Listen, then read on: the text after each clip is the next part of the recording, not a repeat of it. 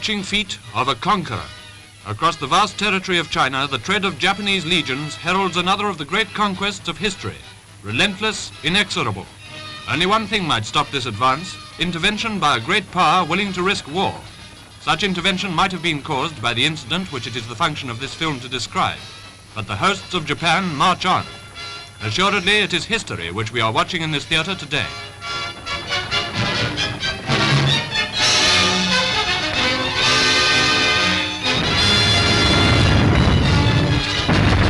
Here are scenes which we have already shown you on other occasions, and we repeat them because this much publicized film, which you have probably made an effort to come and see, is an opportunity not only to tell the story of the bombing of an American gunboat, but to remind you of the reality of events taking place at this moment, at this hour, over a wide sector of the civilized world.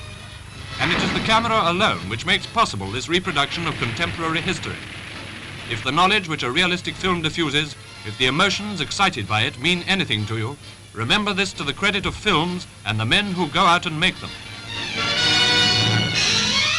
Among the pictures which Movietone's contingent of cameramen have sent back from the theatre of war into this peaceful theatre, already some have been sensational. The accidental bombing of the international settlement by Chinese aeroplanes and the siege of the doomed battalion in Chapay, with the Japanese soldiers sprinting forward to an assault on the isolated warehouse. This last was shot by Eric Mayle, an Englishman whose lot it was a few weeks later to be traveling aboard the US gunboat Panay, steaming her way up the Yangtze after the fall of Nanking.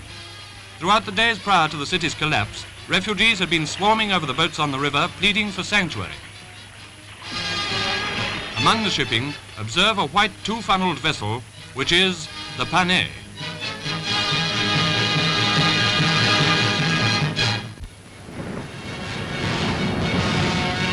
"25 miles upriver from Nanking, the Panay lay at anchor near 3 American oil tankers. The weather was clear, visibility was good. Suddenly aeroplanes appeared overhead. Japanese aircraft had orders to attack any ship moving on the Yangtze, and the British gunboat Ladybird had already been severely hit while escorting British vessels from the danger zone. The rights of neutral powers in China are well defined, and the gunboats were there to ensure the safety of their nationals. The Japanese authorities were fully conversant with the positions of the ships, and the Panay was at anchor. Suddenly out of the sky swooped Japanese bombers, and at once the water around the stationary vessels was spattered with explosives. Swiftly the Lewis guns came into action, and minutes of breathtaking tragedy followed. One of the first bombs struck the Panay and put the engines out of action, lacerating her deck and wounding, among others, her commander.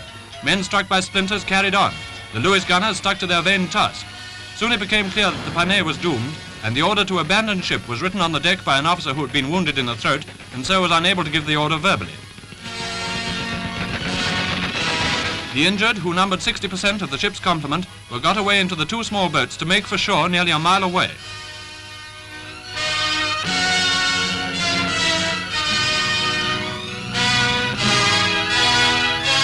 Imagine the horror of attempting to escape in such appalling conditions under the machine gun fire, or so it is alleged, of Japanese units.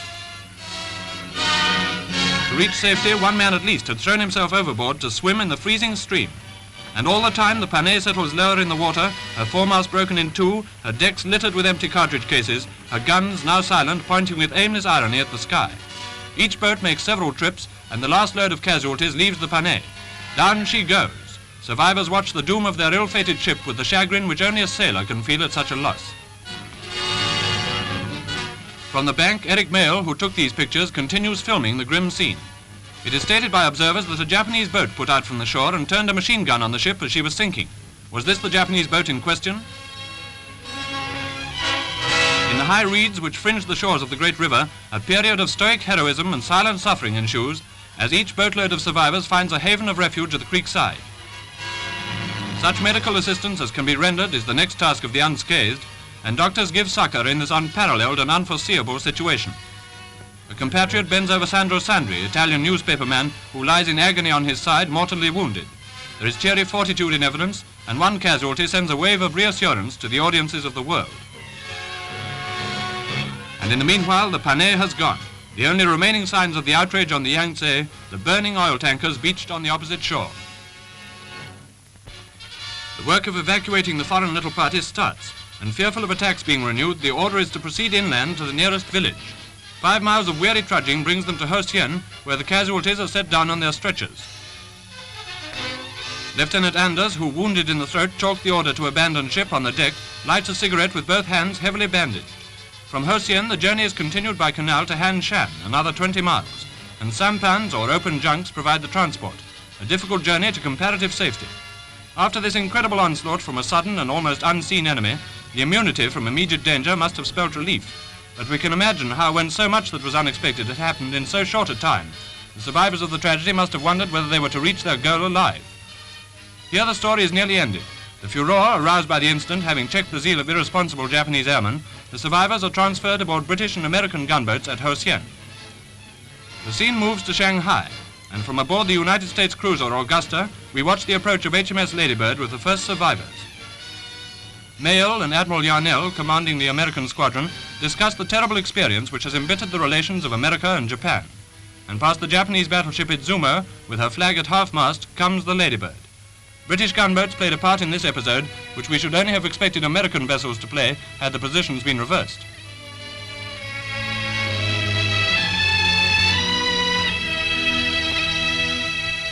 Saluted by the American Navy, coffins are laid on the deck of the American flagship, while the international issue raised by the outrage racks the sentiments of law-abiding nations. But for the forbearance of the American government and people, the incident described by these pictures might have begun yet another major chapter of history. As you may remember, Japan apologized. It was a great mistake. It was an unintentional and unexpected occurrence. The Japanese government and people wished to express their sincerest and profoundest regrets to the American government and people on account of this deplorable incident.